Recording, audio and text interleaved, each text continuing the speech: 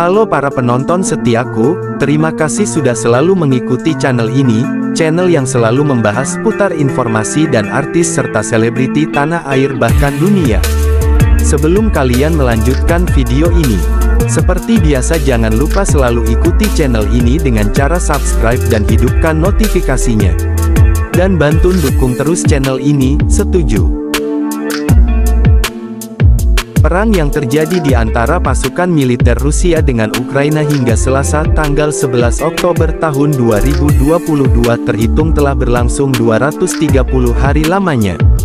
Kabar terbaru di antaranya adalah sedikitnya 14 orang tewas dan 97 korban terluka dalam serangan balas dendam dari Rusia atas ledakan di jembatan di Crimea yang disebut Moskow didalangi oleh Ukraina. Invasi ini dimulai Presiden Rusia Vladimir Putin sejak memerintahkan pasukan militernya untuk meluncurkan serangan berskala penuh ke Ukraina pada Kamis tanggal 24 Februari tahun 2022 lalu.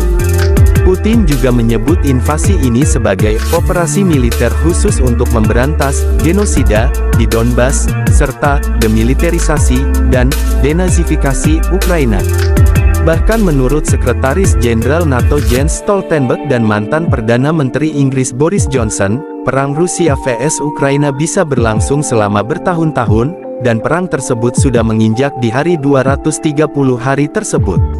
Dan setidaknya 14 orang dilaporkan tewas dan 97 korban lainnya terluka, menurut layanan darurat Ukraina dalam pembaruan pada Senin, tanggal 10 Oktober tahun 2022 malam, setelah Rusia meluncurkan gelombang besar serangan yang menargetkan kota-kota di seluruh Ukraina. Putin mengatakan gelombang serangan di Ukraina sebagai tanggapan atas serangan di jembatan Kerch yang menghubungkan Rusia dan Crimea. Putin memperingatkan akan pembalasan yang lebih parah jika terjadi serangan Ukraina lebih lanjut.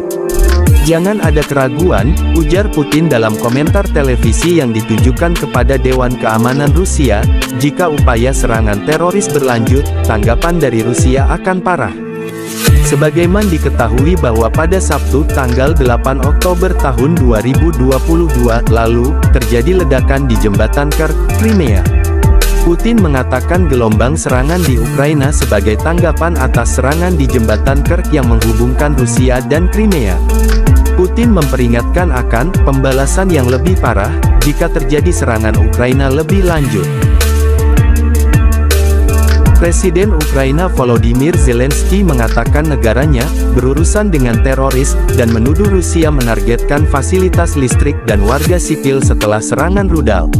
Mereka sengaja memilih waktu seperti itu, tujuan seperti itu, untuk menimbulkan kerugian sebanyak mungkin, kata Zelensky.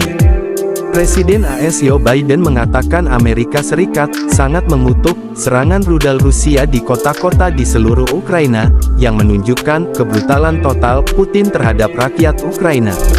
Dalam pernyataan terpisah, Menteri Luar Negeri AS Antony Blinken mengatakan masyarakat internasional memiliki tanggung jawab untuk menjelaskan bahwa tindakan Putin sama sekali tidak dapat diterima. Sekjen Perserikatan Bangsa-Bangsa PBB Antonio Guterres mengatakan dia sangat terkejut dengan serangan udara Rusia. Serangan pagi ini merupakan eskalasi perang yang tidak dapat diterima dan, seperti biasa, warga sipil membayar harga tertinggi, kata juru bicara PBB Stefane Dujarric. Majelis Umum PBB memilih untuk menolak seruan Rusia agar badan beranggotakan 193 orang itu mengadakan pemungutan suara rahasia akhir pekan ini tentang apakah akan mengutuk langkah Moskow yang mencaplok 4 wilayah Ukraina.